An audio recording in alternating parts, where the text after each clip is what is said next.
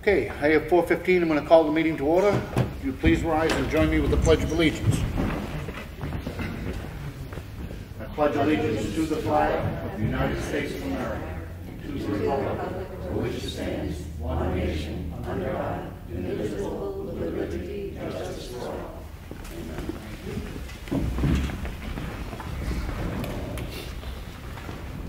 Amen. Roll call. Sam Martin. Rick Morgan's here. Bob Freeman is absent. He had a family emergency last week and a death in the family, which has caused him to have to travel. Public input. Anybody? Is this open? It is. You can go right ahead. I'll be very brief. Okay. My comment is in regards to recent legislation that I put in. Just for the record, my name is Ed Comeau. I represent you down in Concord. This is the House calendar. You can download this from the New Hampshire General Court website. This is what everyone has to go by as members in the House. This shows a consent calendar in the beginning, and then in the back it has the regular calendar. The consent calendar is everything that went through committee, all the legislation that goes through committee. It gets a recommendation, usually leaning more to ought to pass or a majority judgment, either way, and it's agreed to put it on the consent calendar, and this is what the members vote on by using a voice vote. So they basically just say that all these bills will be adopted at once. Bill HB 1452 is the bill I submitted to use equalized valuation only to have our school taxes apportioned in the school district. HB 1452 is on the consent calendar as any expedient to legislate, which means that the entire committee that heard it voted 19-0, meaning they don't think it should go through. And I just wanted to read you the minority blurb. A majority blurb is what the majority of the committee will come up with an agreement of how they're going to explain it, what they feel about it, and if it was and ought to pass, it would be a majority. So it's majority or minority. But since it's 19-0, this is the majority report. There is no minority report. And it reads, Rep. Glenn Cordelli for Education, because he's on the committee. There are 33 cooperative school districts. Each has an existing and differing agreement on the apportionment formula to determine the amount to be paid by each town. While this bill raises a valid discussion of the formula of attendance versus town equalized valuation, it would not be appropriate for the state to intercede in these local agreements. So the reason why the bill did not go forward is because they were stuck as a committee on that one fact that towns have made up an agreement with the district and they don't feel the state should do anything about that. So this is what's happening with the bill. Now, if this happened the first year, the first part of the session, the first year, I would think I could have pulled it off and tried to overturn this ITL recommendation. It's going to be impossible to overturn this at this point. Since it's the second year, I was thinking about putting an amendment in and actually having it go to a study committee. But since it's in the second year and the session's going to end, and in a matter of months, everybody's going to be running around trying to get reelected, nothing's going to happen. There's no way there's not enough time to have it go through that process. So this is not dead, and I'll tell you why. I've already discovered that the agreements between the districts and the towns, it's unclear about where they all are. There's some towns that can't find them. I put in a 91A request for your town's agreement with the district, and I'm going to also get the agreement that the New Hampshire Board of Education has down in Concord, because they should have the same copy. So I'm first going to try to make sure everybody has the same copies. Brookfields, like I said last time, Brookfields was created in 1963, a long time ago, and it's in a group of meeting minutes. Now, that's not an instrument. I don't think that's a legal instrument, meeting minutes. Who signed it? Who notarized it? What process is being used? So all this has to be investigated to find out what's going on with all the agreements. even the process to review it. If you created an agreement before 1963, the agreement can be reviewed, but it doesn't say you can do that now, so I have to look into that also. So this certainly is not dead at all. Just bringing this up has made property poor towns realize that something's got to be done. People feel powerless, so we're going to keep heading in the right direction. Good. Thank you. Well, I guess that goes back to where I was leaning, because I was at that meeting, the delegation meeting this Deliberative session. The deliberative session, sorry, Saturday, and I just didn't understand it, and I didn't get up and ask a lot of questions. Wasn't very many people there, but it seems to me that we're going to be paying more in taxes this year based on the budget that they came up with. And I'm not sure how it portioned out, but Effingham pays $0 this year, and we pay $1.69 or something like that per thousand, and that's what they voted on. That was at the meeting. Oh no, they paid $0 this year. That's what they're voting on. So I was at the meeting. That's what they said. So that's I'm trying to figure out how that all works. If it's a fair system, that shouldn't be like that. And that's over half of our taxes. And when you say it will likely go up, I don't remember it ever going down, ever. 9%. But what Ed has said is absolutely correct, and it's going to take some investigation to figure out, because it goes back to, I mean, when I was born. I'm just guessing. I'm wondering, is there anything at this level we can do as a town to say, hey, what's going on here? Okay. Why is this like this? We are saying that, and that's quite frankly why our representative has introduced the legislation he did. There is I presume that there is an agreement, and that's quite a presumption to start with. But when the town chose to join the Governor Wentworth School District, which I think happened in 1963.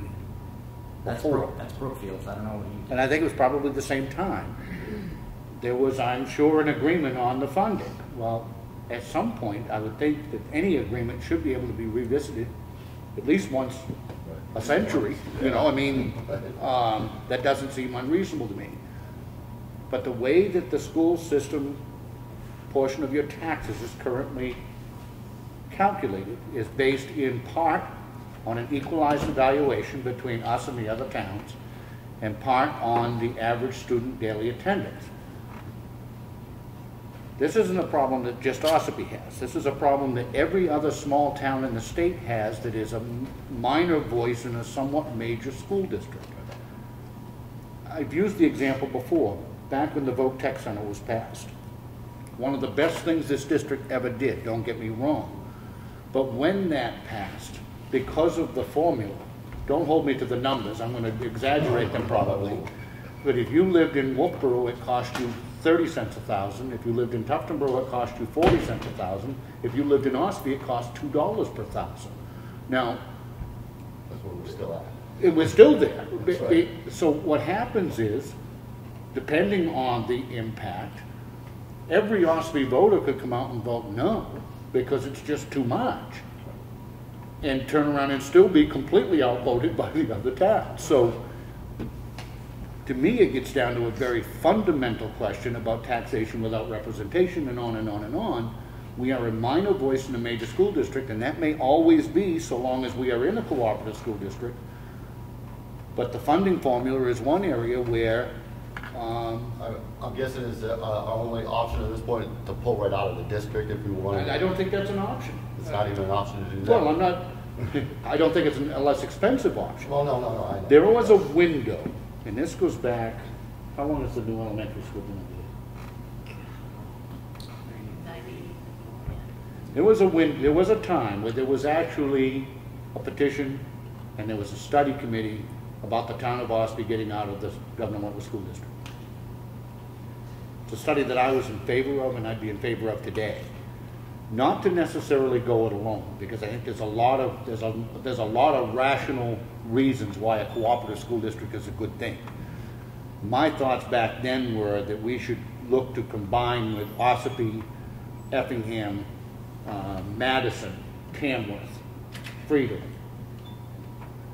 and you would end up with 4 or 5 towns which were much more economically alike. Right. Wakefield is in the same boat with their kids going down to Spalding. I think when you have those towns who are much more economically alike, then I think that you can get still a great school, but have some semblance of fairness so that you're paying the same no matter where you are. So it sounds like it's going to be a little bit of a process to get There's- everything going. And Not a little process, it's a huge process, because well, there's a lot involved with this whole school thing. I mean, there's a lot of money that we could use back. There's other things like the teachers being 80% of the whole school budget for the whole district. 80%, that's a lot. the problem is that window to pull out of the school district, I think, closed when they built the new school. Because what people I don't think grasp is, even though that school is the Ossipee Central School, it is located in Ossipee. You don't own it. The school district owns it. So there literally needs to be a process if a town does withdraw, and the last one that did in this district was Moultonborough, who withdrew and built their own schools. There needs to be a process where you literally divide the assets, because yes, while that's not owned by you, you do in fact own a part of Kingswood as well, Right. and everything else that the district owns. It becomes a very complicated process for buying out. Not only buying out, but then having enough money to build your own. It is a very, very, very cumbersome process. It's just a little frustrating. That's all. And I'm not sure that any town that gets out, if it ever happens, not sure it would be cheaper. And I don't know that you necessarily even should expect it would be cheaper. But maybe then you have more localized control about the future of your children. And that, to me, is where a lot of my concerns lie. Ash? Just as a correction, I think the last one to leave any district would have been Alton and Prospect Mountain over there. While Moultonborough has a ton of windy lakeshore, so the taxes are much different up there. It might be even a closer similarity to Alton, and to understand their process, and if they like that they did it, or Right. regret that they did it. But it's a wonderful school. I've been there several times actually. Well, I'm just thinking about all the plans that we want to do in this town that we are going to need money for, and if we keep putting out more money for, and I believe me, I have nothing against school like they do, but it's just, that's an awful lot of money. The only thing I can tell you, if you pick up the Town of Ossipee history book, which I think they still have a copy out in the front thing, 200 years ago they spent $300 and some odd town budget on education, and the people were up in arms. It always has been, probably always will be, the most expensive portion of anything any government is involved with. Again, I look at some of those issues as, to me, not just about dollars and cents, but about having more common sense in how those dollars and cents are allocated, and to have some real say in what happens with your children. It is not an easy process. It has been a process which has been started before and didn't go anywhere, and it would take Right. a huge group of really dedicated people to ever make that happen. The town of Ossipee used to have its own high school. Right. Oh, it did. Oh, it had its own school system until it joined the government. So anybody that So says it's it can't be possible. done Right. is wrong. It It's can possible. be, but it can be a very complicated, cumbersome, and expensive process to do. Right. I guess it all depends on how much we're paying out now. Anybody else have anything under public input? We'll be doing another one later, but we'll get into the business of the red folder. All right, the first thing I have is the minutes of the Selectmen's meeting, which occurred on Monday, January 29th. I make a motion we accept them as printed. Second. All in favor? Aye. Aye. I have the minutes of the Selectmen's work session, which occurred on Monday, January 29th. I make a motion we accept them as printed. Second. All in favor? Aye. Aye. It may seem like we blow through this quite quickly, but we have had a chance independently to review everything that's in this red folder prior to the meeting. We have the check voucher totals. Payroll for week ending 2/3 with benefits is $158,799.67. We did accounts payable week ending 1/27 in the amount of $12,777.12 for a total dispersed last week of $171,576.79. Additionally, we had water and sewer accounts payable, which we track separately, in the amount of $4,513.53. I'll make a motion to sign. Second. All in favor? Aye. These are just the check voucher totals, so that people understand the process. Each and every bill that comes in first goes to the department head who ordered it, whatever that might be. They sign that it was received and to which line item in their budget it's to be charged. It then goes to our finance manager, who makes sure that the money is in that line item that it's to be charged to.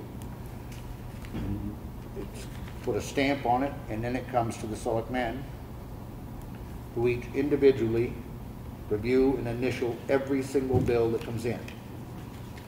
After that, it goes back to finance and gets put into these voucher totals before finally they cut a check and it goes to the treasurer. So there is a great deal of oversight that occurs before it gets to here.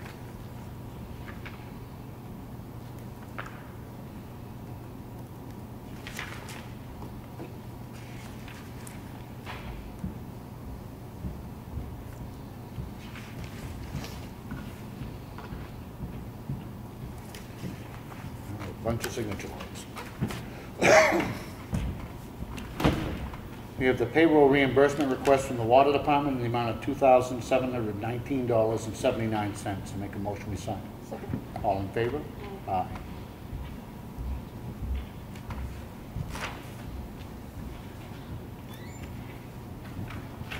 We have a memo that came out from the Executive Council. The Executive Council approved $10 million in public school infrastructure grants. 3.2 of that $10 million went to the District 1 schools. It breaks down which school is getting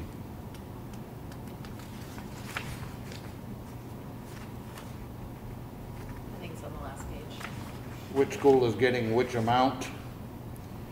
In this case, the Governor Wentworth School District is getting $256,000 of that $10 million, and is to address security.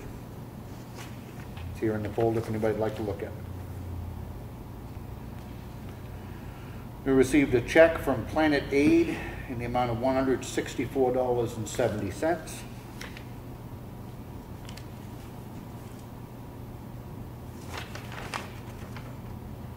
We have a request for veterans exemption. It's been reviewed by our assessor. It's been okayed. The person was totally and permanently disabled and it was service connected. I make a motion we approve it. Second. All in favor? Aye.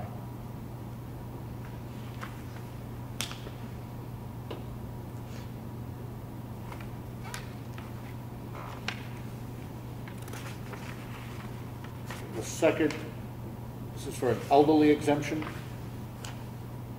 It's been reviewed by our assessor. The person meets the requirements. I make a motion we approve it. Second. All in favor? Aye.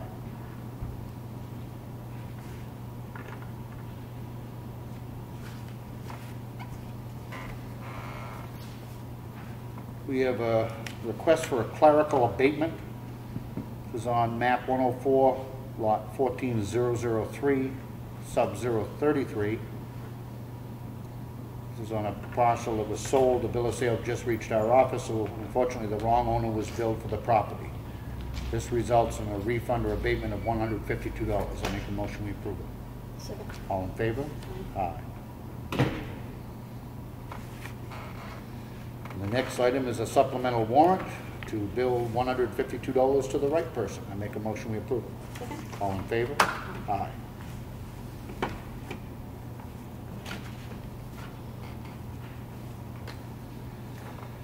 You have a letter which is received here at the Selectmen's office, and I'll read it. Dear Selectmen, I'm writing to ask your help in correcting what I believe is a very serious public safety issue in the town of Ossipee that affects hundreds of thousands of people every year. First, a little background. It was a pre-dawn on a raw and gloomy morning almost 12 plus years ago when I found myself standing on Route 16 amongst twisted metal, shards of glass, paper, tools, clothing, and bloodied rubber gloves. Sadly, it was a scene that I was all too familiar with. The weather, the time of day, the colors, the sounds, and the number of patients made each scene a bit different, but one thing remained the same. I was reporting on a head-on collision on Route 16. I watched while firefighters, police officers, medical workers that I knew personally worked steadily, professionally, and compassionately to treat patients at the head-on scene, just as I had seen them do so many times before this day and would see countless more times over the next 12 years. But this day they were only treating patients in the vehicle that crossed the center line. The second vehicle sat wedged against an embankment with a sheet over it, and the second vehicle was one of their own, Sarah Elliott, an EMT and Carroll County dispatcher who was on her way to work that morning at the county complex when she was killed.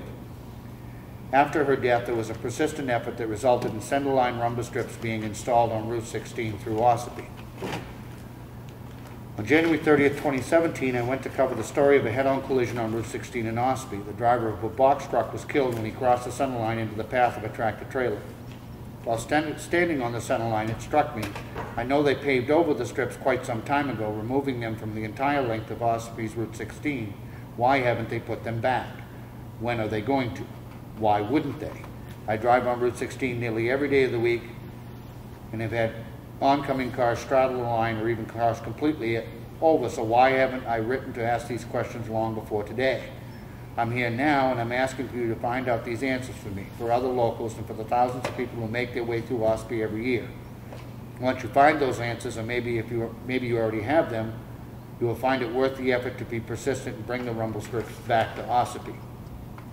They save lives. There is absolutely no doubt in my mind. For several years, it seemed I was headed to Wakefield and Milton, constantly reporting another violent head-on crash, typically resulting in fatalities. The strips were installed and the calls for these crashes ceased.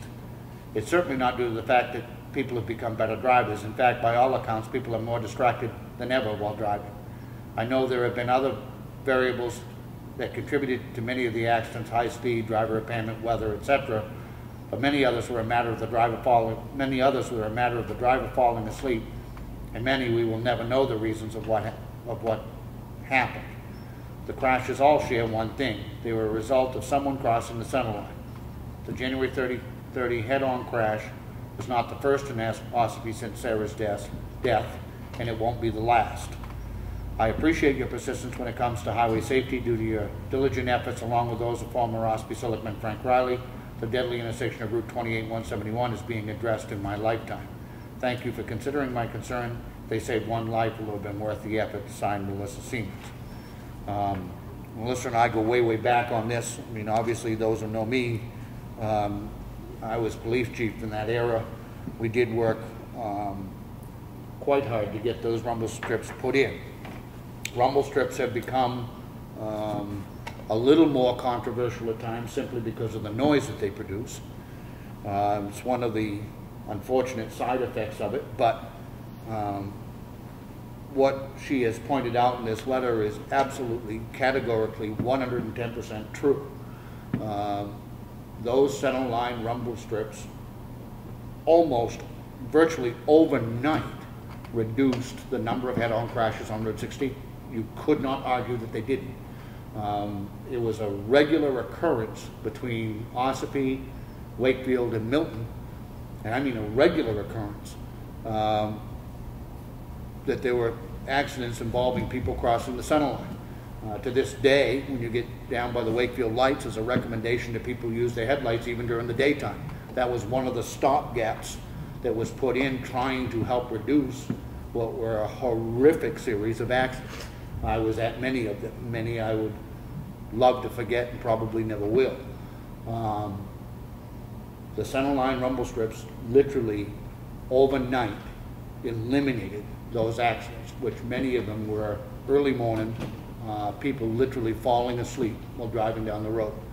The rumble strips may be a pain to plow over, they may be a pain to maintain, they may produce some noise for the neighbors, but when you hit that, if you are dozing off, you will no longer doze off. They definitely have that effect. I don't know why they have gotten rid of a lot of them. I know that when they pave them over, they would have to then have the company come back and recarve them. But I absolutely agree that it's something that we ought to lobby the state very strongly on to bring back. This accident the other day, we may never know. They will be able to rule out some things, but the gentleman that was driving the box truck that was killed was in fact the one that crossed the center line. So we may never know whether or not he fell asleep. Then I'm sure they will rule out as best as possible medical or those types of things, but we won't know for sure what happened because the only one that could truly tell us perished. But I think her point is well taken. I would like to have Ellen craft a letter to DOT. I'll make a motion to craft a letter to DOT requesting information on if they're going to be put back, when, and then we'll take it from there if they say they're not planning on putting them back. Second. You want to add anything to it? All in favor? Aye. And we'll get that letter composed so that it can be signed as soon as possible. We have the Highway Department work log, which is here in the folder for anybody to look at if they would like.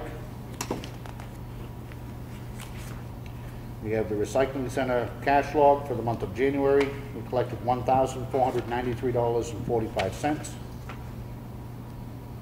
We have the minutes of the Ossipee Economic Development Council, which are here on the board in the folder if anybody would like to look at them. We have a delegation of deposit authority. It's something that we're required to do, and this is pursuant to the provisions of RSA 4129. The town treasurer has the responsibility to deposit all such monies received by the town of Ossipee in appropriate financial institutions as outlined in the statute.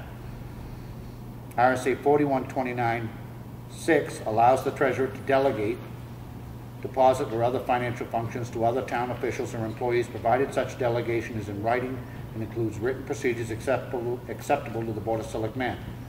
Such delegation may only be to a town official or employee bonded in accordance with RSA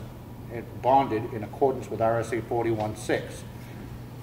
The Ossipee Town Treasurer hereby delegates deposit function authority to the Ossipee Town Clerk/Tax Collector and his/her respective deputy of the funds collected in that role. These deposits should be made on a weekly basis or daily whenever receipts total $500 or more. In making these deposits, the Ossipee Clerk/Tax Collector and his/her respective deputy shall provide the Ossipee Town Treasurer with a deposit slip from the town's general fund financial institution, in addition to a detailed backup report documenting the receipt of monies comprising the deposit made. This authority shall remain in effect until rescinded by written notice of the Ossipee Town Treasurer. And it has to be signed onto by us. I make a motion we approve it. Second. All in favor? Aye.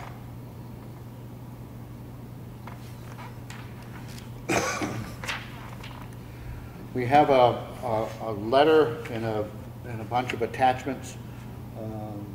Molly here? Is Molly coming? No. Okay. I'm probably Okay. Well, I'll do this as the setup to it. Your letter, messenger to Aaron, and also a letter from George Sapp 2018. On the letter to share with the Ossipee Select Board titled 2.218, Ossipee Listens, letter to Ossipee Select Board. Long story short, it points out I'll read this portion of the letter real quick. Evidently, our town clerk forwarded to Ossipee Listens a letter that we had sent. Your letter brought to our attention a few important points. First, we neglected to fully appreciate your willingness to let Ossipee Listens and the Chamber of Commerce co-host an event that the Select Board has been organizing for so many years. Secondly, that we neglected to follow up in a timely manner with the Select Board after the event to share the results and the feedback we gathered and to take the time to debrief together. Had we taken these steps, we can only hope that the Select Board would have reached out to us directly in preparation for this, makes this year's candidate night a great success. Instead, we received your letter from Kelly Scan to learn that you wish to move ahead with the former style of candidates night, and that if Ossipee Listens wished to host anything, that we could do so after your panel Q&A. While we would like to partner again this year on hosting Ossipee's candidate conversations and are glad to incorporate the traditional panel and question and answer you propose, we feel strongly about beginning the event with a more participatory approach. We are writing to request a shared planning meeting with the Select Board to better understand one another's goals and concerns, and hopefully arrive at a candidates night agenda that works for everyone. For some context, and then she goes on to share a bunch of information which I'm not going to read in its entirety. So that being said, We hope that you would agree to have a meeting so we could plan together a meeting that would be serve everyone. And we did hear after the fact that some people had concerns about being able to hear during the meeting. So hopefully we could work together to solve some of those problems. But we were just really happy with how it went and got a lot of positive feedback too. So I did want to share that there was a survey conducted after the event where people were asked if they felt that they had a better understanding of views that were different from their own, and about 60% responded that it did, that helped. 76% of the participants responded that the conversation made it more likely that they would be involved in their community in the future, which we felt like was a huge success. 96% of participants felt that the conversation was valuable, and 81% responded that they met and talked with people from their community who they didn't know before. So we felt like it was a really great opportunity for conversations to happen in small groups and for the format to be one where everyone participated and really got to know who was running for these positions. And while we're happy to add a Q&A panel, we'd love to talk more about what makes it work best and how we can make that happen. I don't think we can. We'll never find out, but I had no problem talking. Yeah. it wasn't at all that I have any issue whatsoever with what Ossipee Listens does. I like small group discussions. I think they're very beneficial. I do think that last year, being the first year it was done for a candidates night, I think it was not greatly planned in the sense that people didn't know what they were going to. They didn't understand the process. The one criticism that I did get, that I did agree with, that I was critical of, was that it was very difficult in a candidates night forum to not be able to hear what all of the candidates were saying about a particular question, which is what you get in a traditional question and answer. Most times in the traditional question and answer, somebody would say, you know, I'd like to ask the selectmen what they think about, the ones running for selectmen, what they think about X. And then you get to listen to their various responses. Hopefully there's more than one person running. That was lacking because, for instance, last year, one of the persons who ran for selectmen went to one of the small groups and never left. So the other people who were there who did move, never got an opportunity to hear anything different. So I like the small groups. I think they can be very, very beneficial. I just went to the planning one. I thought it was excellent. I thought a lot of great things came out. But the candidates night, when you're trying to gauge the difference between a couple of candidates for the same position, it's difficult not to be able to hear them in my mind at the same time. I'm not looking to replace what you're doing. If you want to continue to do what you're doing, I think great. I just think pretty strongly that we need to incorporate the traditional question and answer period so that people can hear what everybody thinks about that same issue. Yeah, and we're happy to talk about that. You want to meet? You want to set up a meeting with them? We were hoping we could meet next Monday. You can. I won't meet. I'm. I think that we run traditional, and they can run theirs afterwards. It's fine with me, or they can run it on a different night. As a candidate last year, I felt at a great disadvantage. I had no idea what my fellow candidates were saying about anything. I had no scope as to what was going on, especially other people that I was voting for other positions. So it's really hard as a candidate to gauge where you are. But thinking of it from an audience standpoint, people had no idea how somebody answered a question. I mean, it's just, as Rick said, it's important for people to ask the selectmen, the planning board candidates, the zoning board candidates, the budget candidates, certain questions, and hear all of their different answers in one venue. Yes, and I think we all have the same goal of getting people to the meeting, which a lot more people attended the meeting, getting people involved and making people comfortable enough so they could ask questions, where there were a lot of new people that came. So I don't know when a better time to meet would be, but could we perhaps through emails set that up? I mean, that's the only. Was the date that we heard. Okay. Why don't we wait till we hear that? You're just gonna run out. You're gonna run out of time pretty quickly. Well, yeah, you're not here next Monday. The I- following Monday's a holiday. What's the problem if we have our candidates night and then they have theirs? The people I are don't there. know, but I think the group would like to sit down and talk with us, and I don't have. I'm not opposed to meeting with anybody at any given time. Okay, I mean, but I think Bob has a right to be there too. Well, yeah. So he's got some family issues going on. So. I guess the quick answer is yes. We will meet with you. When? To be when will I guess have to be determined. We got right now. Bob is absent because he's had some pretty serious family stuff going on. It's resulted in a death, and there's 2 people now I think that need surgery in the next week. So, and I'm leaving 10 days to Boston. So it's just trying to get everybody together. You get their information to be able to contact them. I have Molly. All right. So we'll try to get something coordinated the way we can be. But it wasn't. I just want you to understand it wasn't at all that we have any problem with what you're doing.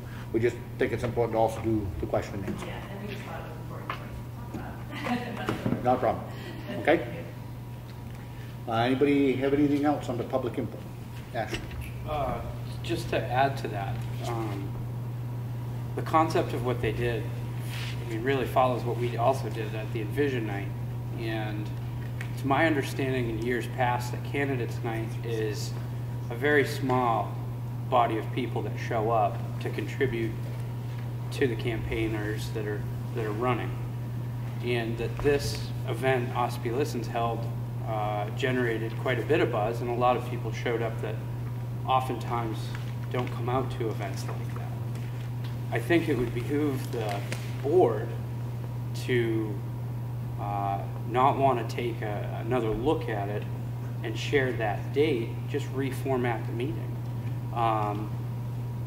Not being there last year because I was away, my suggestion to Ossipee Listens would be, in setting up those small group conversations, that's great, you could do that, but end it with what we did at the Envision Night with a community, that community portion where you have the candidates that are standing in front of you, and instead of Ossipee Listens asking the questions, the people in the community are asking the incumbents and whomever are running. I think it would be a real missed opportunity and an unfortunate event that were held on a separate date when it could totally benefit the voters I don't think it needs to be done myself. Only one. I don't think it needs to be done on a separate date. I would very much like to have a traditional question and answer period. Of course.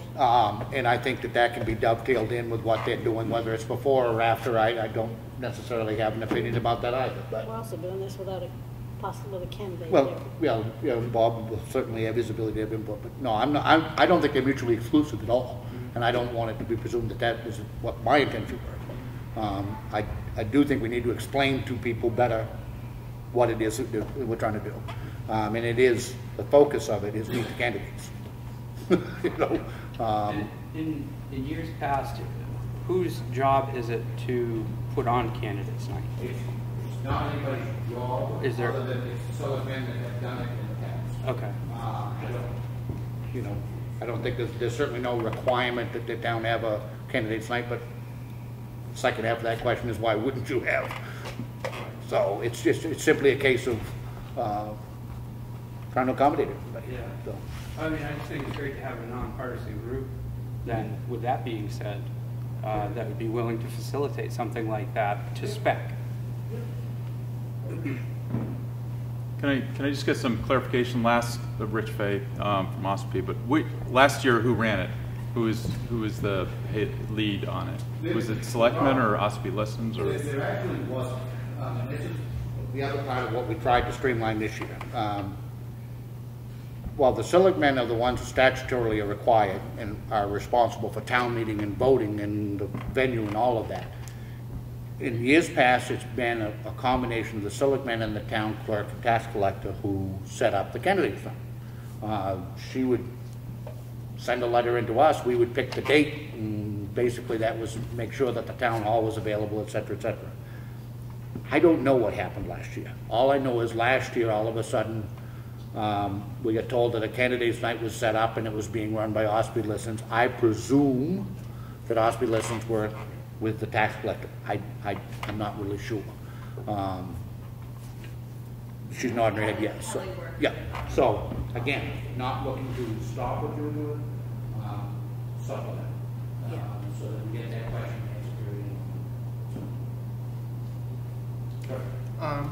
Going off of all that, over the past few weeks, few months, in traveling in and out of Ossipee and having lived in Ossipee myself, I noticed that a lot of people here in the Ossipee area do not have access to food pantries at specific times, because food pantries are only open, from 1 to 3 or 1 to 4, and a lot of people are still at work at that time. There has been, I've put in some hours of research into something called a blessings box. A blessings box, which is basically a cabinet that stands on a post outside, allows community members to access these cabinets 24 hours a day, 7 days a week, to take what they need from soups to dry goods such as rice, beans, and so on and so forth. I spoke with Kevin, who's one of the administrators for Agape. He has approved of us putting a blessings box in his area. But in doing so, I wanted to make sure that the town of Ossipee would be okay with seeing blessing boxes pop up over town. Can I just get your name so that you Yep. First name is Zeb, Z-E-B. Last name is Eaton, E-A-T-O-N. I'm actually familiar with that. Tons with blessing box. I've read it. I have a proposal here with Sure. ideas, as well as what the design of the blessing boxes. There should be enough there for everybody. Okay. Keep these in the freezer. After much research and after communicating with some of the other administrators in the more urban areas, they saw this as a great asset to their communities, and it gave people a better opportunity to get what they needed. I know, as I was speaking with Kevin this afternoon, he goes, I'm afraid that you're going to get, messed over and whatever. And I said, I wouldn't be doing this if I didn't already know what the risk was. The blessing boxes come in 3 different forms, I guess. You have the general box, which carries your dry goods, canned goods, so on and so forth. We have something that I call the kitty box, which allows people to donate crayons, markers, colored pencils, coloring books for kids. And then we have a mother's box. The mother's box would have everything from diapers to wipes, powdered formula, as well as baby bottles. Obviously, they're all new and unopened. I own a transportation company called Moose Tracks Transportation. My company, after speaking with my business partner, is willing to sponsor this project. We would make sure that items in the general box and in the mother's box are not expired, opened, or outdated. And if items are, then we remove them, obviously for health reasons, to make sure that these boxes are also fully stocked at any given times, as well as community members willing to donate and put items into the cabinets. It's take what you need, donate what you can. I think it's a wonderful idea, and I think any time that it's non-government and it's simply a case of neighbors helping neighbors, that's a good thing. I don't know if you have any questions. I mean, I guess it'll come down to, obviously, it's a huge commitment. I don't have to tell you that if you've taken this amount of level already. I mean, simply to make sure that they're maintained. Present some problems this time of year with soups and stuff with the, the 20 below zero, but you know something, I mean, you'll get all of that. I think, again, anytime it's not government, it's, whether it's the churches or otherwise, it's neighbors helping neighbors, that's what we all should be doing. We have also talked about taking a couple of smaller garden sheds and putting them on properties where we have written permission from the landowner, where people have access to the food that's in there. They're not locked, you know, there's lighting, so that they can go in and grab a loaf of bread, grab a canned good, whatever it might be, so that way there's always 24-hour access, so that they are able to get what they need in case the food pantry is closed. I know Agape's only open 3 days a week from 1 to 3. And again, that's not always convenient for those who have to work until 5 or 6. Having the 24 hours, I think, would really be beneficial, especially for this area where everything is so spread out. We support Freeman Pantry, and I think they're open on Saturday. Yeah, we handle it, I'm not sure they're all listed. I don't have any issues with it whatsoever. From a town standpoint, right now you're talking about putting them on private property. Correct. I don't think there's any issues. So I say, you know, bully for you. No, that's a great idea. Okay. I've seen this. Thank you. Anybody else have anything under public input? One thing just to that, I think that's an awesome idea, much deserved. As far as like putting the garden sheds out, I think there's zoning coming up in March that would require sheds to go through the planning board, and they follow the same setback, so act quickly. It's only if it passes. It's only if it passes, that's right. There's, on the issue of the zoning, actually, I met with our code enforcement officer this afternoon. He has shared with me some concerns about some of the proposed zoning ordinance changes. We will be setting up a meeting with him, and then we will be coming out with some sort of a statement, I hope, as to whether or not we recommend or don't recommend the proposed zoning ordinance that have been put forth by the planning board.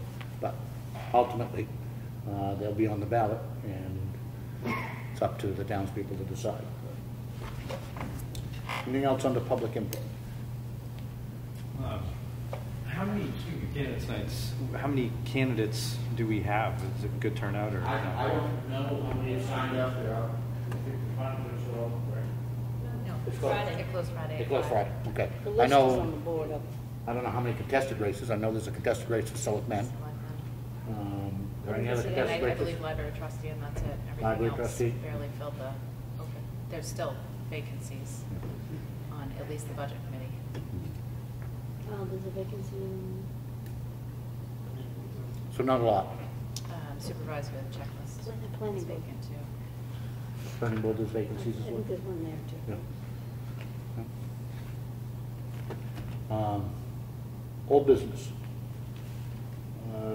Real quickly on sidewalks, we had a very good discussion with the gentleman from Division 3 DOT, Brad, Ash, Matt, a bunch of people here on the issue of sidewalks, and the fundamental question, which is whether or not the town can construct sidewalks on the state road.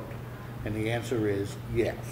The reason that we're looking to go that route, quite frankly, is we had begun the process with the state, who was also, in fairness to them, bound by the rules, federal rules under the Federal Safe Routes to School program, which was turning our little sidewalk project into a monstrosity of bureaucratic, how do I say it nicely? I don't say it nicely.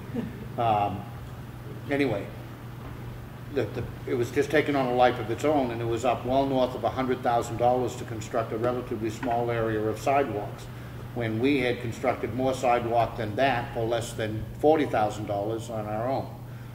Long story short, we are proceeding with a plan at this point for the town to take the steps necessary to construct the sidewalks in the village. the cost estimate on the state portion was up to, correct me Brad if I'm wrong, up to $115,000 in climbing, and that wasn't through the approval process yet. And we're of the belief that we can construct the same amount of sidewalk in the area of $40,000 to $50,000 by doing it ourselves. So we already have a capital reserve account that was set up by the townspeople several years ago for this purpose. There is already almost $60,000 in there. We are proposing shortly in a warrant article to add to that and to keep that fund going so that we can continuously do some more of those types of projects. So that's where we are in the sidewalks. Anything new on the covered bridge? No, pretty much the same thing. That's nothing new to report. It's in the permitting phase out of DES right now for 75 days. I think it's been there coming up on a month now, so we're probably not quite halfway through the process of waiting for that. Then there still is no indication of them requesting any mitigation, so we do, at least at this point, we're good there. Still here now, ready for That's good. We'll keep it just in case. Okay. Anything on 28-171? Still in the same process there. Nothing's changed there. They're in the process of working on the design, working on the right-of-way acquisitions they're going to need for it. Talk about advertising in 19, having it built in 20. Nothing's changed there. Okay. The only other thing I have on our agenda for whole business is the town beach, and there is nothing new to report. We're waiting on the court to issue a decision. On the subject of the town beach, and we'll be dealing with them shortly, because of the time requirements and the requirements for public hearings and posting dates, we are moving forward with recommending warrant articles for the beach. We have to operate on that assumption because if the court does approve it, then we would be out of, if it didn't approve it already, we would be out of time. So we're going to move forward as if it is being approved, and we'll take it from there as the court makes its decisions. Under new business, we want to discuss, and Ash, I'm glad you're here, HB 316 relative to the statewide property tax exemption. We have just tried to copy some of the language of what some of the other towns are doing, and I want your thoughts on it, because what some of the others are doing is they're doing scaled. So let me just read you what this warrant article will be to see if the town will vote to adopt the provisions of RSA 7281 commercial and industrial construction exemption to allow a new construction property tax exemption for commercial and industrial uses. The exemption shall apply only to the municipal and local school property tax assessed by the municipality and shall exclude state education property taxes and county taxes. The exemption shall be as follows. 50% of the increase in assessed value will be attributed to construction for new structures, additions, renovations, and improvements for the first year, 40% for the second, 30% for the third, 20% for the fourth, and 10% for the fifth, which is one of the ways it can be done, or it can be done at any number of percentages as we should come up with. Subsequent years will be assessed at full rate. The schedule will be applied to all projects submitting a proper application each year during the exemption period, which will remain in effect for a period of 5 years from adoption, majority vote required. We're at the junction where we need to make either a recommendation or not recommendation. I think we're unanimous in recommending it. I want to hear your thoughts on what you think about doing it on the graduated basis versus just doing a straight.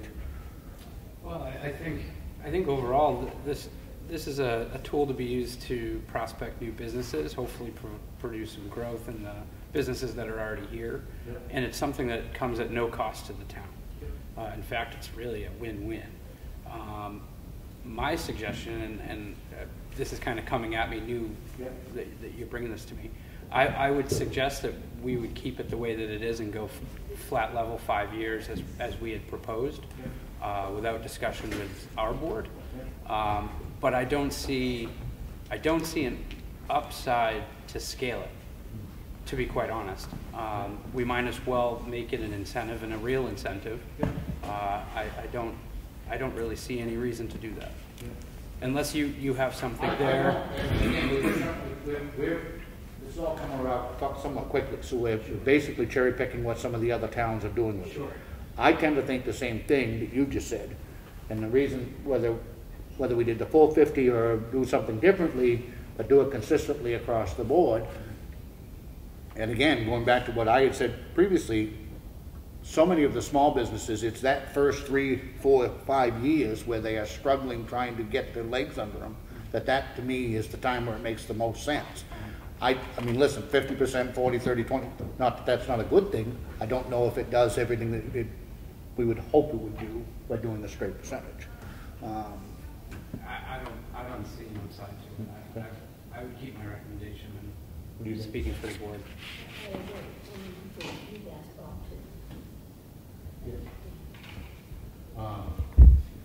Okay.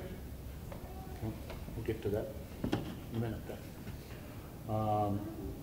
Joyce, you just came in. We had already done some discussion on the Ossipee Listens. Do you want to be heard on that? What was it? How was it discussed? Well, the way it was left is we're going to set up a meeting. Get the Selectmen and Ossipee Listens together. I made it very clear that my view on this wasn't that I wanted to stop Ossipee Listens from doing anything it was doing. We want to add to it. And we want to add to it to make sure that there's a traditional question and answer period where people get to answer, to hear all of the candidates for a particular office answer the same question at the same time. Now that can be done, in my mind, before, after, or whatever, but we're not looking to replace what you're doing, but to supplement it. So you were going to have a meeting? They're going to set it up. It's a little bit right now. Well, there's some issues going on with family. I'm leaving from Boston for 10 days. We're just trying to, I'm going to have Ellen trying to get everybody together and pick a time. Okay. If that's okay. That sounds good. Okay. Can I just ask realistically, it doesn't sound like you can actually plan it until late February and it's going to be conducted on the 5th of March, right? It just seems like why can't they just do it? Do they need oversight from the selectmen, or is it? We've never said that in this. We just want to make sure that. What we said was that we are going to run a traditional candidates night. There's no traditional candidates night, really. There is. There is. There has been. Just for example, when we met on Thursday, we did come up with a question answer, adding a question answer portion at the end. But we really wanted to talk about it because every part of this serves as a purpose, and the way that it's done is, you know, a way that helps people to break down the barriers before they're just put in front of a panel, so that in other towns Molly's worked with that they've had a similar candidates night, she felt like a lot of people had their questions answered in small groups, and then if they didn't, they could have a question and answer panel. They could stay throughout the whole meeting and have their questions answered. But I just want to make sure that we're all happy, and I don't know if it's the appropriate time now to like work out all the details. Yeah, so that's what I thought. Right, but this was our idea, so that you can have that in mind, to add it after we've met with small groups. I was surprised last year how many people left after the first round. It was like almost like a mass exodus. The whole group got up and just left. I didn't notice that myself, but I think that the point of the Ossipee Listens group is to try to get conversations started. And last year there was a pretty good turnout, and there was good feedback. And I don't know if you have that in the letter that Molly had sent, that there were a lot of people that did like how it was. They felt like they were able to communicate about what they want in the town. And I think that is something that we'd still like to do. But I think working together is a good idea to figure out how to make it work for what you want and what we're wanting. I don't have any issue with what the folks did. I really don't. I was here, and I came to the one that on the focus group as well. I think they're very helpful. What happened when it comes to applying that to a candidates night was some of the candidates never moved from one group. They never moved. So there were a group of people that never got to hear from the different candidates. It wasn't, and I had a problem with what you did at all. I thought it was very helpful. in my mind, though, when you're trying to judge between, if there are two candidates for one office, is you'd like to hear them both answer the same question, so that you can then gauge whether or not you agree with them. That's the part that was lacking in my mind, not anything else that I had no issue, other than it was very difficult from a candidate's position to gauge what the different candidates thought about the same subject. That's all. Well, I think that's why we need to sit down together and. Not sure. I don't. We're leaving Bob at a disadvantage because he has a family death. And I'd like to make sure that he's here for all of this conversation. He is a candidate. Just get set up as soon as you can. It sort of seems like it's a political, if he's a candidate and he's deciding on the forum and he's deciding on the makeup of it, it seems a little bit unseemly. It seems like it would skew it one way or another and in favor incumbents.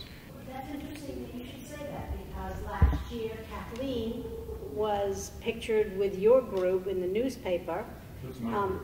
Pardon me? Who's my group? This group, this Ossipee Listens. I'm just here. And so it looks the same on the other side. So we're not trying to do anything political. I'm trying to include somebody that's a candidate, and I don't think it's fair not to include it. Well, I don't think it's fair to not include every candidate then in deciding on what forum he has. Please don't do that mocking stuff. Honestly, it's just a concern of mine. That's all. I mean, in fact, just listen, please. That's all. I don't even need a response. Just my concern is that by having somebody on the selectmen who's an incumbent, who's also going to be part of candidates night, it skews and makes it political, and it also makes it it kind of makes it this formal versus an opportunity for each person to informally meet the candidates, not be in a structured incumbent meets the public, that sort of thing. And that's all I want to say. I don't want a response or anything like that. Thank you. Do you have anything else? Okay. Actually, I'm sorry, Rick. Back to the covered bridge. Is it fair to say that the permitting that needs to be done for parking and access is being done at the same time as the rest of this? No, because there is no need for permitting of They parking don't from the require state. that? That is purely. I feel like they keep coming up with new things for permitting. No. So The only reason the state is involved in this is because of that 80-20 split, where they're providing the bulk of the funding. That is still a town road, so the issues of parking, no parking zones, parking areas, all of that are going to be our town issues. There is already currently an ordinance that was voted on establishing no parking areas at the nighttime closure and that type of thing. All of that can be revisited and modified as is deemed appropriate. No, the reason that it was closed at night and everything else was obviously trying to minimize the vandalism that was going on up there. What happened to that bridge was awful over a period of time. It was exacerbated by closing it, because once it was closed, nobody was going across it, nobody was seeing it, and it's just like, putting a building in the dark and knocking out one window, and the next thing you know, all of the windows are broken, and it invites that type of activity. So once the bridge is reopened, we absolutely need to revisit that ordinance, because it doesn't make, to me, also either any sense to have spent $2 million on a bridge and nobody gets to walk on and look at.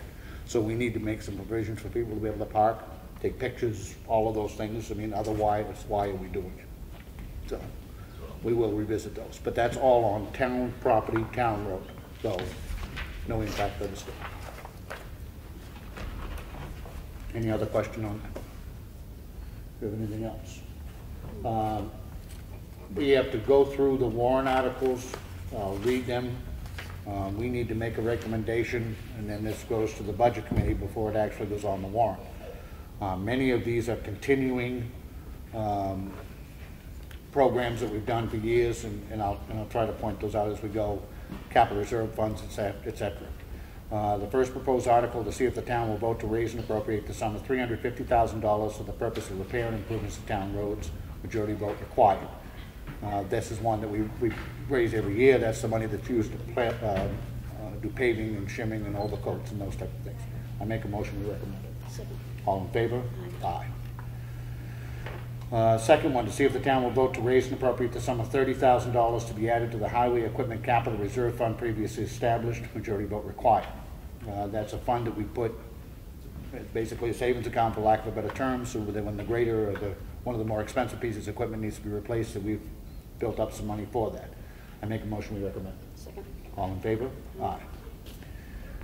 Third is to see if the town will vote to raise and appropriate the sum of $25,000 for the purpose of town building improvements, town hall, freight house, highway garage, library, police station, etc. Majority vote required. Again, it's an amount of money that we raise every year. Part of the money this last year went for this new floor, and it can be used on any one of the town buildings. I make a motion we recommend it. Second. All in favor? Aye. To see if the town will vote to raise and appropriate the sum of $20,000 to be added to the bridge repair and or replacement expendable trust fund previously established. Majority vote required. The town right now has completed and repaired or replaced every single red listed bridge that we had. We do not have any currently, although we will have more in the future. As bridges age, they will require replacement. So that fund, even though we don't have a bridge currently, we want to continue to add money to that, knowing that at some point there will be another bridge that needs to be replaced, and when we do, hopefully the money will be already there to pay for it. I make a motion we recommend that. Second. All in favor? Aye. Next, to see if the town will raise and appropriate the sum of $25,000 to be added to the Ossipee Sidewalk Expendable Trust Fund previously established. I think I already explained that. We have money in the fund already. We're going to be adding to it, and I'd like to see the town consider adding to it each year so that we can get some of this stuff done. I make a motion we recommend it. Second. All in favor? Aye. To see if the town will vote to raise and appropriate the sum of $20,000 to be added to the Solid Waste Improvements Expendable Trust Fund previously established. Again, this is a capital reserve account that is established to do major improvements at the recycling facility. I make a motion we recommend it. Second. All in favor? Aye. To see if the town will vote to raise and appropriate the sum of $58,580 for the purpose of paying the Ossipee Water Systems bond payment for 1 year. Majority vote required. This is, again, something that's been going on for years and years and years. It's part of paying down the bond on the water system. I make a motion we recommend it. Second. All in favor? Aye. To see if the town will vote to raise and appropriate the sum of $87,862 for the purchase of 2 new police cruisers and equipment. The sum to come from the town's unreserved fund balance surplus, no amount of such money to be raised from taxation. Again, for a good many years, the town financially is in a position where we have not had to borrow or make payments when we need a highway truck or we need a cruiser, or in this case 2 cruisers. We are able to take the money from the unreserved fund balance. The unreserved fund balance goes up, generally speaking, every year, and it's from revenues that come in, whether it's from the sale of property,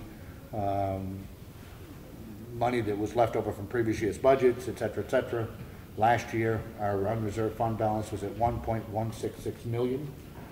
With what we're adding to it that was not spent out of the 2017 budget, we're anticipating it's going to be very near to $1.4 million coming in. So we're looking to take $87,000 of that out to pay for the 2 cruises. I make a motion we recommend it. Second. All in favor? Aye. See if the town will raise and appropriate the sum of $10,000 for the purpose of purchasing a vault shelving system with carriages and tracks for improvements to the town clerk's current vault. Quite frankly, she's running out of room.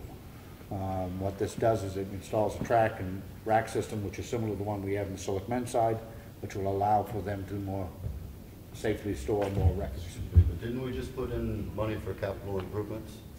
Didn't you already agree to put money in $25,000 for capital improvements? That's for... But wouldn't that be under the same thing? It could be, except that it would take it, that $25,000 is generally for maintenance projects and improvements to all the town buildings. So when we have a specific project, you could argue that, you want to cut, at the town meeting, you could argue to cut that out and pay it out of the 25. It would just limit the number of projects you could do elsewhere. I'm just adding Yep, numbers. no, fine. I'm going to make a motion to recommend it. Second. All in favor? Aye. And again, these are just the recommendations. Ultimately, the townspeople will decide at town meeting what they want to fund and what they don't. Next is to see if the town will vote to raise and appropriate the sum of $9,995 for the purpose of restoring 3 books entitled Ossipee 1887 to 1929 Town Minutes. The sum is to be paid for by a grant from the Conservation License Plate Program and no amount to be raised by taxation. We have to raise the money, even though it's not coming out of taxes. It has to be appropriated before it can be spent. I make a motion, we recommend it. Second. All in favor? Aye. To see if the town will raise and appropriate the sum of $25,000 to be added to the reevaluation capital reserve account, previously established for the purpose of a complete reevaluation of the town in the year 2020. State constitution requires that every 5 years that we do a full reevaluation of the town for the purposes of taxes. So rather than waiting every 5 years and having have to raise a bunch of money, we put some money aside every year getting ready for that. We know it's an expense coming, and it's no different than if it were your household, you plan for it. I make a motion, we recommend it. Second. All in favor? Aye. To see if the town will vote to raise and appropriate the sum of $25,000 to be added to the benefit pay expendable trust fund previously established, majority vote required. We established this capital reserve account many years ago. It's for when employees retire or leave the employment of the town without having a separate fund to fund their whatever their exit compensation is. If you tried to do it out of the regular budget, for instance, if the police chief retired, you wouldn't be able to hire a new police chief because you wouldn't have the money until you got passed. So we have a separate fund that is used to fund that benefit pay, and it doesn't come out of their operating budget. I make a motion, we approve it. Second. All in favor? Aye. Next, to see if the town will vote to raise and appropriate the sum of $20,000 to be added to the Invasive Species Control Fund previously established for the purpose of preventing and treating milfoil in Ossipee Lake. Pretty self-explanatory. We raise the money every year. We do get back a state grant from the money that they get from boat registrations. However, as was brought up at last week's meeting, the amount that the town is getting reimbursed is going down each year as more and more towns apply for it. And it is obviously to all of our benefits to protect Ossipee Lake and to continue to be aggressive in the treatment of milfoil. I will tell you that over the last several years, we get a report every year. We are making headway. Milfoil is something that will likely never be gone because it's so easily spread, but if you don't continue to treat it, it can literally take over and destroy the lake. For those who know anything about what the lakefront people pay in taxes, the last thing we want is to have that lake destroyed. I make a motion, we recommend it. Second. All in favor? Aye. To see if the town will vote to approve the cost items included in the collective bargaining agreement reached between the town and AFSCME Local Number 534, which calls for the following increases in salary and benefits at the current staffing levels. This is a 3-year contract, and it's a little confusing, but in 2018, the cost will be $40,502. In 2019, it will be $2,458, and in 2020, it will be $21,996. It's because of the fact that in 2018, there are 53 paydays. It doesn't sound like much, but there are 53 Tuesdays. When you have a payroll that reaches $35,000 or $38,000 a week, it makes a huge difference in the amount that you have to raise in each individual budget. So every one of our operating budgets this year will be up slightly over what they should have been because they actually are 53 pay periods. Anyway, so that's why it goes from $40,000 the first year to $2,000 the second year. If you average it out, then it would be a more realistic cost. But I make a motion, we recommend it. Second. All in favor? Aye. Aye. Shall the town, if that article is defeated, this is a requirement on the union contract, shall the town, if the article is defeated, authorize the governing body to call one special meeting at its option to address article cost items only, majority vote required. I make a motion, we recommend it. Second. All in favor? Aye. To see if the town will vote to establish a water department major capital reserve fund under the provisions of RSA 35:1 and to raise and appropriate the sum of $15,000 got a typo there in the first part. $15,000 to be placed in this fund and to appoint the selectmen as agents to expend, majority vote required. The very next article is the exact same wording except for the sewer department. When the town of Ossipee took over the water and sewer department a year ago, one of the main reasons behind that, and one of the alarms that we were raising, was that we were fearful that there was not enough being done to look at the long-range needs of the water and sewer department. What we currently have is a water department which is generating enough revenue to operate the system. The question remains what happens when the system needs major improvements. The system is owned, the water and sewer system is owned by the town. Right now, monies that are raised through the water department, through the water bills, water and sewer bills, that is in excess of what they need to operate it, go into two funds which were created eons ago for system maintenance. These funds will be legally established town funds, and at some point we will start to make a decision about how much of that surplus should be put into those funds for future major expenditures. This gets very, very complicated, but the water, the biggest problem we have right now with the water system is that we are only billing out for about 50% of the water that we actually pump, which means that 50% of the water that we're paying to pump was not generating any revenue. We have identified and fixed some significant leaks. Brad, remind me what the gallonage was on the one down on 16. It was like 65,000 gallons a day. 65,000 gallons a day in one leak that we were losing and had been losing for a long period of time.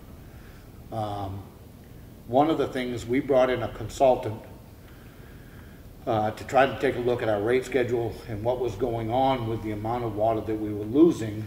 And one of the main areas that was identified is there was a significant problem with the meters and whether or not we were actually getting a bona fide reading of what people were using. The meters that were in place were more than 20 years old. They only tracked water by the per 1,000 gallons. So it was very difficult for people to look at a water meter, water meter reading and say, well, we used 9,000 gallons last quarter, but we used 11,000 gallons this quarter. That didn't really mean anything because it might have been 9,990 and 11,001. The meters just were not capable of, for people even to be able to track their water usage. We know the meters were inaccurate, so this board, approved a plan, a 3-year plan to replace all of the water meters. That has already begun. We're actually thinking it may get done in 2 years. And that is the first step to trying to get a handle on exactly how much water people are using and getting a handle on making sure that we're able to bill for all of the water that's being used. That's a long roundabout explanation about why we feel the need to create these two funds. I expect some pushback on this at town meeting because this is raising town taxpayer funds for the water and sewer department, which everybody has in their head should be completely paid for by the water and sewer users. It's going to be a bit of a debate, I think, but the town of Ossipee does own the water system. Well, that's what they agreed to, was they didn't want to maintain it. They'll pay for it, but they don't want to maintain it. Yeah, and that's, and you might find a little pushback. and that's fine. So when it needs a whole lot of work and they have a bill and they didn't raise any money, we can all sit back and say we told you so. I'm on the system. I'm with you. Anyway, but that's a kind of a long explanation about why we're creating those funds. And that being said, I make a motion to recommend the bill. Second. All in favor? Aye. All right. Next article, to see if the town will vote to raise and appropriate the sum of $1,200,000 for the purpose of acquiring the land and buildings at 130 Gretchen Road, located on Ossipee Lake for use as a town beach and recreation area. $700,000 of such fund to come from the town's unreserved fund balance, parentheses surplus, and the balance of $500,000 to be raised by taxation, majority vote required. We are presenting, and the next article is differently, we are presenting two options that we're putting forward as a recommendation. This is to simply buy the beach, to take $700,000 out of surplus and raise the 5 and buy it. That requires a majority vote. I make a motion we recommend it. Second. All in favor? Aye. Aye. Next article is to see if the town will vote to raise and appropriate the sum of $1,200,000 for the purpose of acquiring the land and buildings at 130 Gretchen Road, Ossipee Lake, for use as a town beach and recreation area. $800,000 of such sum to be raised by the issuance of serial bonds and notes not to exceed $800,000 under and in compliance with the provisions of the Municipal Finance Act, New Hampshire RSA 33:1, as amended, and to authorize the selectmen to issue and negotiate such bonds and notes and determine the rates of interest thereon, to take such other actions as may be necessary to effect the issuance, negotiation, sale, and delivery of such bonds and notes as shall be in the best interest of the town of Ossipee. The remaining $400,000 to come from the fund balance, parentheses surplus, and no amount of such $400,000 to be raised from taxation. This particular article would require a 2/3 ballot vote. I make a motion we recommend. Second. All in favor? Aye. I'm not going to go into depth on this. There'll be plenty of time for that. I still believe, that the bond issue is the most prudent way for the town to proceed if it chooses to proceed. The amounts are a little bit different because the town's financial position is a little different than it was last fall. As I explained before, the town surplus was at 1.166. Now it's going to be, quite frankly, very close to 1.4, if not a little over. So we are now recommending to take $400,000 out of the surplus for that bond issue, whereas before we had only recommended taking $200,000. I do believe that the bond issue is the most prudent because the town is able to borrow money at such a reduced rate. As you could help if you wanted with, there are times when there is such a term as good debt. It makes sense, I think, for the town to borrow the money and pay it back over a period of time when it can borrow money at the rate that it does. That being said, we're putting forward both proposals, and then the townspeople will ultimately decide. They will decide what they will want to do. Can I ask what the actual cost would be at the end of the loan? If we were to pay it all off with the bond? We will have that number in hard number. I can tell you before, when we were going to borrow $1 million, the total cost to the town to borrow $1 million for 20 years was less than $300,000. The difference with a municipal bond over a traditional mortgage, if you're borrowing, like in the case when we were borrowing $1 million for 20 years, then $50,000 comes off the principal every year. It's not backloaded like a mortgage where you're, for the first several years you're paying nothing but interest. So your principal goes down by a flat percentage of what you're borrowing every year, which dramatically reduces the amount that you pay in interest over a traditional mortgage. I understand that. Well, it was at $1 million. Now that we're proposing to borrow only $800,000, we'll get those figures and have them available. In addition to this, there will be a required public hearing on the bond issue. It's required by statute. That's conducted by the Budget Committee. We will, I presume, I certainly want to do as many information nights as we can between now and then. And again, all of this is being done under the shadow of waiting on a court decision. So it is, that portion is what it is. Just for formalities, can you also make a motion to proceed with the bond application again? Yeah. I believe we have to start the process. We do. Over again. You're right. And in keeping with that, I make a motion that we instruct the town administrator to begin the application process again for municipal bond bank. Can I ask more question? Is this even legal without you guys putting it on the warrant article and everything ahead of time? With the town voting it down? It's still legal? I mean, we haven't gotten an answer. But First of all, let me echo this one. I made a motion, you seconded it, all in favor? Aye. The answer is yes. They could get voted down now, and the Board of Selectmen next year's town meeting can vote to put it right back on the warrant again. And ultimately, it's the townspeople that decide. But it is the selectmen who decide what goes on the warrant. Right. In addition to, people can put in articles by petition. So it's still ultimately, nothing happens until it gets passed. But yes. Okay. Is this going to go with a secret ballot? The bond issue has to be brought out. Don't secret ballot. It can be by ballot or secret ballot. No, there's no such, there's no delineation. It has to be done by secret ballot. Okay? But you're done with that meeting, I'll vote. The next one is the one that we discussed a little bit earlier, to see if the town will vote to adopt the provisions of RSA 7281, commercial and industrial construction exemption, to allow a new construction property tax exemption for commercial and industrial uses. The exemption shall apply only to municipal and local school property taxes assessed by the municipality and shall exclude state education property taxes and county taxes. The exemption shall be as follows. I make a motion that we do it at 50% of the increase in assessed value attributable to construction of new structures, additions, renovations, or improvements to existing structures for 5 years. And you strike the rest of it. This schedule should be, this exemption will be applied to all projects submitting a proper application each year during the exemption period, which will remain in effect for a period of 5 years from adoption. Majority vote required. I make a motion to approve. To recommend. All in favor? Aye. We have, do we take positions on the ones submitted by petition? You have in the past. I don't know if you're required to or not. I think only when there's monetary values. This one is submitted by petition as a warrant article to see if the town will vote to raise and appropriate the sum of $3,000 for the Family Resource Center at Children Unlimited Incorporated. Majority vote required. I don't know anything about them, and I'm not comfortable recommending for or against.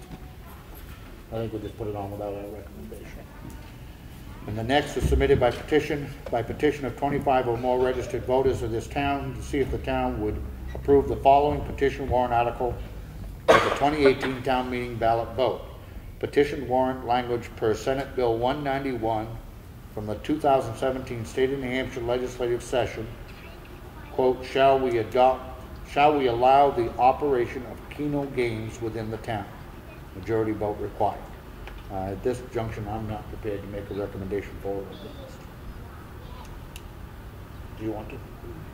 Good. And that concludes the warrant articles that we have. There is still a time period where petition articles can come in. Due tomorrow. So that should be starting to get formalized here shortly. The public hearing for the budget committee will be next Wednesday, February 14th, here at the town hall at 6:30. Okay, February 14th here. And there's also a regular budget meeting on the 7th, which is Wednesday at 6:30, and that's held at the Freight House up the street. Anything else under new business? Anything else under public input? Katie, thank you for joining us on short notice. We're going to have I don't know if we can do that. We need to do this as part of the meeting. We can do it afterwards. Huh? It's still technically a meeting. Still technically a meeting, so we need to do it now. We've asked our moderator and town clerk to come in and have a discussion with us about town meeting. Obviously, we've had some discussions in work session, etc. One of the concerns is obviously not having a repeat of what happened at the last meeting. While Katie is here, and I would say again, I've said several times, and every time in fact, what the problems that arose at the last meeting were not Katie's fault. They were not Kelly's fault, and quite frankly, they weren't our fault. We had a whole lot more people show up for something than what we ever anticipated were going to. And that did in fact cause some problems. They were problems that we weren't able to foresee. But given that we know how much interest there was the last time, I guess we can presume there will be as much interest, if not more, this next time. We're concerned about how we structure the meeting to make sure that we don't have a reoccurrence. Now, some of the ideas that have been floated is to move the deliberative session, the bifurcated portion, over to a Saturday. Kelly even mentioned maybe doing it on 2 different nights. I want your thoughts on what you. Well, I mean, I'm certainly willing to share my thoughts that are more personal than they are moderator related. because the issues that arose at the last meeting could have been resolved right then and there. Nobody asked. Yeah. So if the thought is that we're going to have that kind of turnout again, obviously a change of venue. However, I don't think that we have a single venue in town that would have accommodated the amount that showed up for the beach. So that needs to be abundantly clear to everybody from the get-go. We don't have a venue in the town that I'm aware of that would accommodate over 500 people. So that needs to be clear. If we do it at the school, we would have to set up, and I think this has been discussed, audio to have so many people seated in the gym and so many people seated in the cafeteria, which is how Governor Wentworth used to do their meetings before SB2 came into effect. That's the only way I foresee even being able to remotely close accommodate those kind of numbers. And that's going to be up to you guys to talk to the district to see if that's a feasible thing. I think that it can't be done on a school night if that's going to be the case, because there are too many activities going on after school, and it would have to be done on a Saturday. Which, again, you guys set the date and time. I don't know that it's by town ordinance or if it's just voted on by you guys. So that's entirely up to you. I just show up when I'm told. No, obviously, one of my thoughts, I mean, again, now knowing with the benefit of hindsight how much interest there was, not that I necessarily want to give up the Saturday, and I love the traditional town meeting, but knowing the amount of interest there was, I think it makes almost no sense to try to do it in the evening. Whether we do it here or we do it across the street, you're going to run into many of the same issues. But even over there, even if it'll hold 500 people, I don't know where they're all going to park. You know, some of those same issues are going to come back to haunt us. Whereas I wonder if we did it on a Saturday, how the warrant is prepared, in which order they go on, is also our decision. Certainly, if you move the beach articles up to the front, and maybe advertise in advance that the polls are going to be open. I know they have to be open for at least 1 hour, but maybe we should set it up so that we advertise in advance that they're going to be open for 3 hours or 4 hours or whatever we think. I'm wondering if that wouldn't take care of the problem that we had, which is everybody trying to come in at a very, very small period of time and vote. Right. Well, the beach article was a special town meeting in an entirely different scenario than town meeting. Do we know that we're going to have the beach article as an option? The way that we are proceeding right now, what we just voted on just before you came in, we have, because of the time limitations, we have to operate. We are voting to put on the beach articles. Now, assuming you get permission. The court may decide by then, and it may become no. We have to. Our town council is telling us, because of the time requirements, we have to proceed this way with the assumption that it's going to be granted. If the court decides something different between now and when the warrant is posted, then it may become all for nothing. We don't have any choice. No, I know, but I'm just thinking logistically, like, are you going to have ballots printed when you don't even know if you can vote on something? We're going to have to, as we get to the point where she has to order the ballots. Right. We've got to proceed with the assumption that it's going to be allowed, because if we don't, then we're actually shooting ourselves in the foot and can't, and then physically can't. Do we have a guarantee that we're going to know from the court No. in advance of the meeting? No. So we could potentially post a warrant that is actually not going to be getting voted on. So that's or we could actually vote on an article, which then turns around and isn't worth the paper it's written on because the court decides against us. So we have no choice but to proceed with the assumption that it's going to be granted. So I guess my concern is doing it that way. If it were me, I would run town meeting based on it being town meeting, and then if the court grants us the ability to revote on the beach, then we hold a special town meeting the way it was set up, and we anticipate the numbers that we had. But I find it completely counterintuitive to post warrants and vote on warrants that we may not legally be able to vote on. Now, we can always legally vote. It's whether or not the vote will actually result in a purchase. Town people can vote. The problem with, and I understand exactly what, believe me, we've had this discussion with the town council, and on it, in a perfect world, I agree with you completely.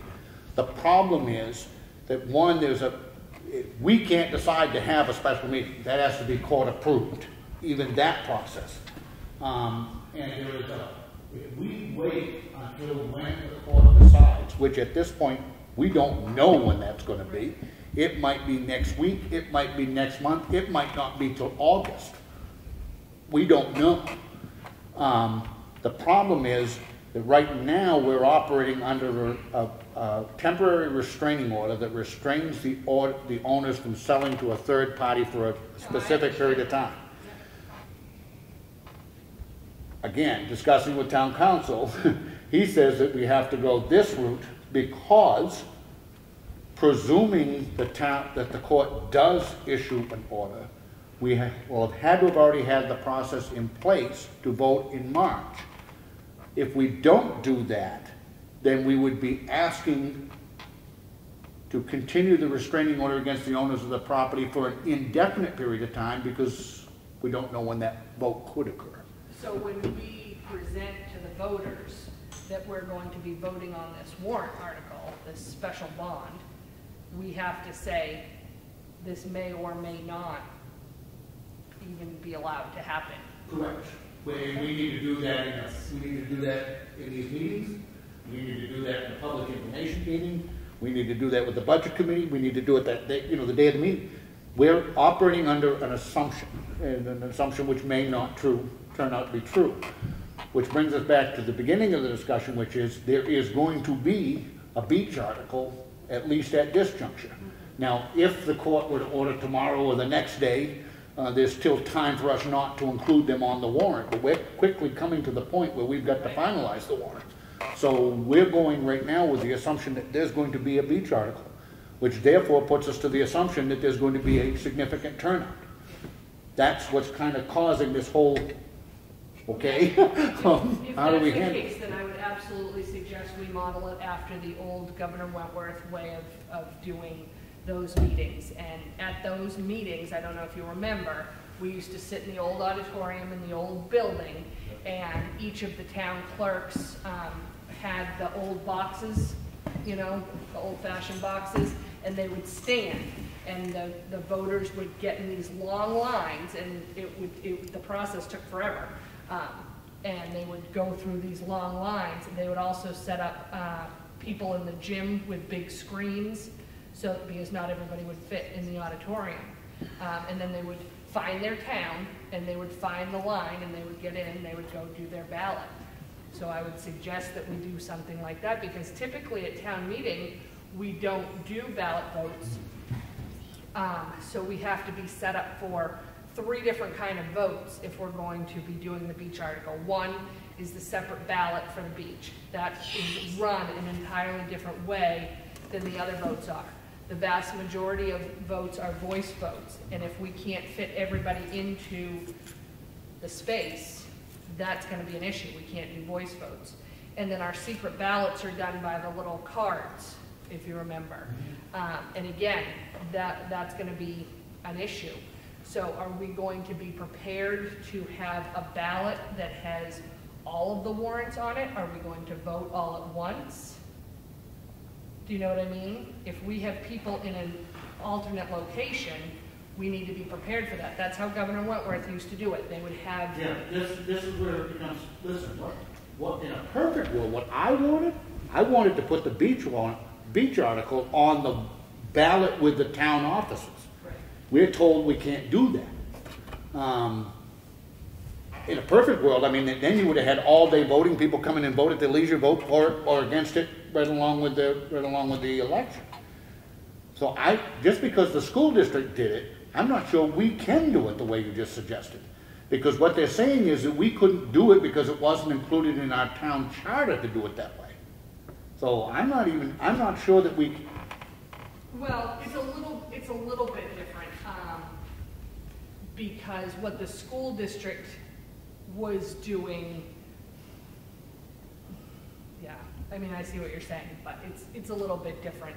I understand that you can't do it on voting day, but we need to be prepared to revamp how we vote at town meeting for all issues. Because we can't do our typical voting procedures if we have people in a separate room watching by video. So I'm all for, if we expect this kind of a turnout and need to accommodate this many people, setting it up that way. But we need to find out from town council legally how we can vote, because typically we vote on every line item. And we don't have to do that. We do that as a courtesy to the people. Are we not going to do that? Are we going to vote on all the warrants together? And that means nobody can argue about an individual line item.